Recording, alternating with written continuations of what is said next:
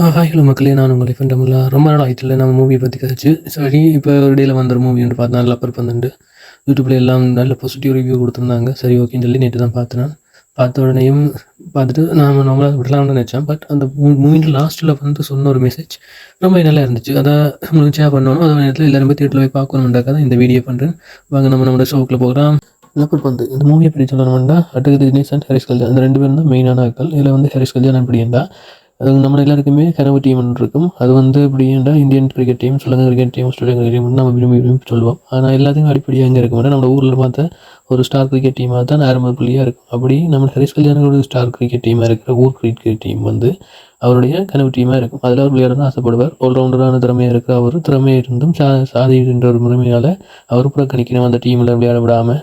So அவர் அந்ததுனால அவருக்கு திறமைக்கு எங்கே அங்கீகாரம் கிடைக்குதோ அங்கே எல்லாமே அவர் கிரிக்கெட் விளையாடிட்டு இருக்கிறார். இதே நேரத்தில் அடுத்தது தினேஷ் அப்படின்றா அவர் ஒரு குட் பேட்ஸ்மேனாக இருப்பார். அவருடைய வந்து எல்லா போலுக்குமே பயங்கரமாக அடிக்கக்கூடிய ஒரே ஒரு ஆள்.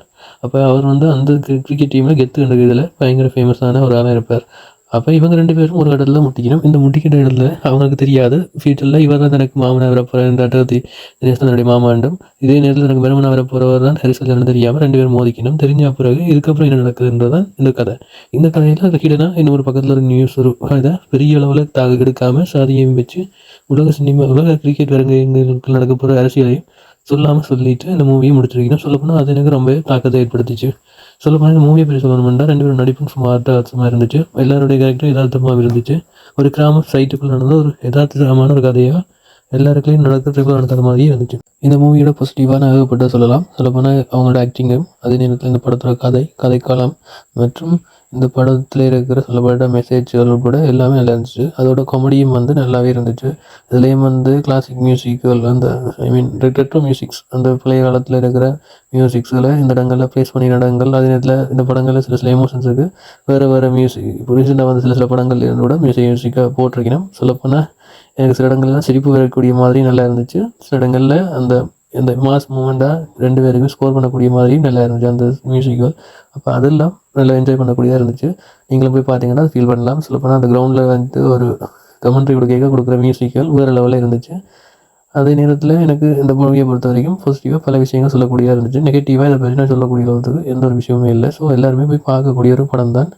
நான் நெகட்டிவ்னு ஒன்று ரெண்டு நான் ஃபீல் பண்ணேன். அந்த ஃபீல் பண்ண என்னென்னா சாங் வந்து நார்மலாக அந்த கதையோட போக்குக்கு நல்லா நார்மலாக போய்கிட்டே இருந்தாலும் எதார்த்தமாக பார்க்கலாமே தவிர மற்றபடி அந்த என்ன சொல்கிறது ஆல்பம் ஹிட் சாங் மாதிரியான காலத்தில் நம்ம திரும்ப கேட்கக்கூடிய அளவுக்கு எனக்கு ஃபீல் ஆகலை. மேபி உங்களுக்கு இதாக பிடிக்கலாம்.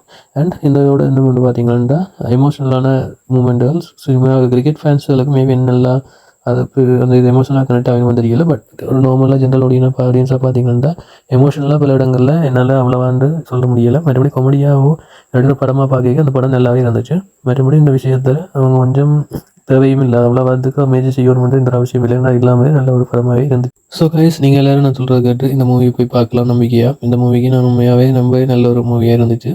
நான் வந்து அந்த கடைசியாக சொல்லப்பட்ட அந்த எனக்கு தாக்குதல் ஏற்படுத்தின அந்த விஷயத்தை பற்றி இதில் நான் சொல்லவே விரும்பலை. என்னென்னா சொன்னால் அந்த மூவியை நீங்கள் எப்படி நேரங்களை பார்க்க விட்டாலும்ன்றதுக்காக தான் அதை நான் சொல்லலை. மேபி உங்களுக்கு தேவையில்லை நெக்ஸ்ட் வீடியோ உங்களுக்கு சொல்கிறேன்.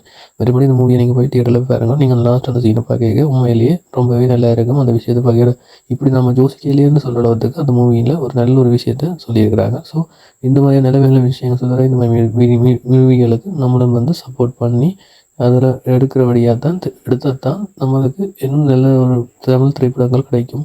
இல்லாமட்டி தமிழ் திரைப்படங்களை விட மற்ற திரைப்படங்களை மட்டுமே நம்ம நல்ல படங்களாக சொல்லி கொண்டாடி கொண்டிருப்போம். தமிழ் திரைப்படங்களுக்கு நம்ம இந்த மாதிரியான விஷயங்களுக்கு நம்ம சப்போர்ட் பண்ணும்போது தான் நல்ல திரைப்படங்கள் பெறும். ஸோ எல்லோருமே பாருங்கள். தேங்க்யூ காய்ஸ், பாய்.